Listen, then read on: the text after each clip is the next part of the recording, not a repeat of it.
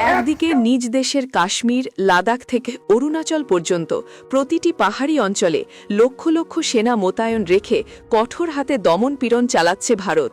অন্যদিকে বাংলাদেশের পার্বত্য চট্টগ্রামে সেনাবাহিনীর উপস্থিতি নিয়ে তুলছে প্রশ্ন, মদদ দিচ্ছে সেনা হটাও স্লোগানে।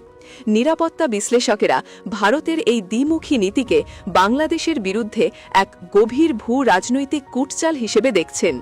তাদের মতে চট্টগ্রাম বন্দর ও ট্রানজিটকে নিজেদের পূর্ণ নিয়ন্ত্রণে রাখতেই পার্বত্য চট্টগ্রামকে অস্থিতিশীল করে রাখতে চায় নয়াদিল্লি।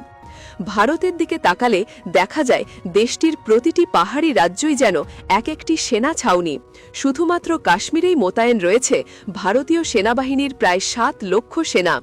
সেখানে বিচ্ছিন্নতাবাদ দমনের নামে প্রতিদিন গড়ে ৭ থেকে ৮ জনের প্রাণ হারানোর খবর আন্তর্জাতিক গণমাধ্যমেও উঠে আসে।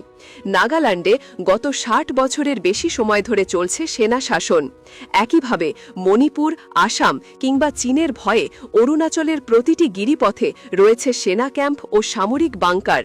নিজেদের সার্বভৌমত্ব ও নিরাপত্তার প্রশ্নে ভারত যেখানে অটল, সেখানে বাংলাদেশের পার্বত্য অঞ্চলে সেনার উপস্থিতি নিয়ে তাদের আপত্তি এক বিরাট প্রশ্নবোধক চিহ্ন তৈরি করেছে।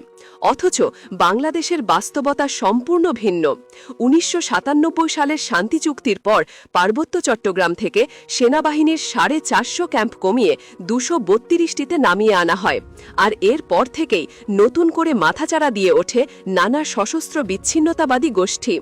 চাঁদাবাজি আর মানুষের প্রাণ নেওয়ার মতো নানা অপরাধমূলক ঘটনায় পাহাড়ের সাধারণ মানুষের জীবন দুর্বিষহ হয়ে ওঠে। আর ঠিক তখনই একটি বিশেষ গোষ্ঠীর ইন্ধনে পাহাড়ে সেনা হটাও স্লোগান তোলা হয়। এ বিষয়ে ঢাকা বিশ্ববিদ্যালয়ের আন্তর্জাতিক সম্পর্ক বিভাগের অধ্যাপক ড শহীদুজ্জামান বলেন, ভারতের আচরণ সম্পূর্ণ দ্বিমুখী। এটি একটি গভীর কূটনীতিক কূটচালও বটে। বাংলাদেশকে দুর্বল করার জন্য তারা পাহাড়কে অস্থিতিশীল রাখতে চায়। তার মতে ভারত একদিকে নিজেদের পাহাড়ে দমননীতি চালায়, অন্যদিকে বাংলাদেশের সেনা উপস্থিতি নিয়ে প্রশ্ন তুলে এখানকার বিচ্ছিন্নতাবাদীদের উস্কে দিচ্ছে। নাম প্রকাশে অনিচ্ছুক পাহাড়ে দায়িত্ব পালন করে আসা এক ব্রিগেডিয়ার জেনারেল জানান, সেনাবাহিনীর হাতে সুনির্দিষ্ট গোয়েন্দা তথ্য রয়েছে যে ইউপিডিএফ ভারতের মিজোরাম থেকে হাতিয়ার ও প্রশিক্ষণ পাচ্ছে। সেখানেই তাদের অন্তত ৬টি প্রশিক্ষণ ক্যাম্প রয়েছে। তিনি বলেন, সীমান্তবর্তী এলাকা দিয়ে বিচ্ছিন্নতাবাদীরা প্রতিনিয়ত অনুপ্রবেশ করছে। সেনা ক্যাম্প ছাড়া এই বিচ্ছিন্নতাবাদ দমন করা অসম্ভব। পরিস্থিতি মোকাবেলায় পাহাড়ে আরও অন্তত ২৫০ নতুন ক্যাম্প স্থাপন করা জরুরি। নিরাপত্তা বিশ্লেষক ও অবসরপ্রাপ্ত মেজর এমদাদ বলেন, বাংলাদেশের ভৌগোলিক বাস্তবতায় পাহাড় নিয়ন্ত্রণ করা অত্যন্ত কঠিন। সেনা ক্যাম্প না থাকলে প্রশাসন ও আইনশৃঙ্খলা রক্ষাকারী বাহিনী কোনোভাবেই সেখানে নিয়ন্ত্রণ প্রতিষ্ঠা করতে পারবে না। এই কূটচালের শিকার মূলত পাহাড়ের সাধারণ মানুষ। বান্দরবানের কলেজ ছাত্রী অথনু চাকমা বলেন, সেনাবাহিনী না থাকলে আমরা রাতে ঘর থেকে বেরোতে পারি না। অন্ধকার নামলেই বিচ্ছিন্নতাবাদীরা চাঁদাবাজি বা ভয় দেখাতে আসে। সেনারা আছেন বলেই আমরা মেয়েরা নিরাপদে পড়াশোনা করতে পারছি। একটি শীর্ষ গোয়েন্দা সংস্থার প্রতিবেদনেও উঠে এসেছে চাঞ্চল্যকর তথ্য। এতে বলা হয়েছে, ভারতের কয়েকটি এজেন্সি সরাসরি পাহাড়ের বিচ্ছিন্নতাবাদী গ্রুপগুলোকে অর্থায়ন করছে। মিজোরাম ও ত্রিপুরা সীমান্ত দিয়ে হাতিয়ারের চালান আসছে।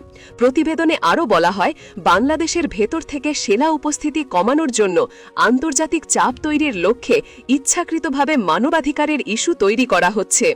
শুধু ভারত নয়, চীন, পাকিস্তান বা নেপালের মতো দেশগুলো তাদের পাহাড়ি অঞ্চলে জাতীয় নিরাপত্তার স্বার্থে ব্যাপক সেনা মোতায়েন রেখেছে। চীন তার তিব্বত ও শিনজিয়াং সীমান্তে শক্তিশালী সেনা ইউনিট রেখেছে। নেপালও হিমালয় অঞ্চলে সশস্ত্র পুলিশ ও সীমান্তরক্ষী বাহিনী ব্যবহার করে।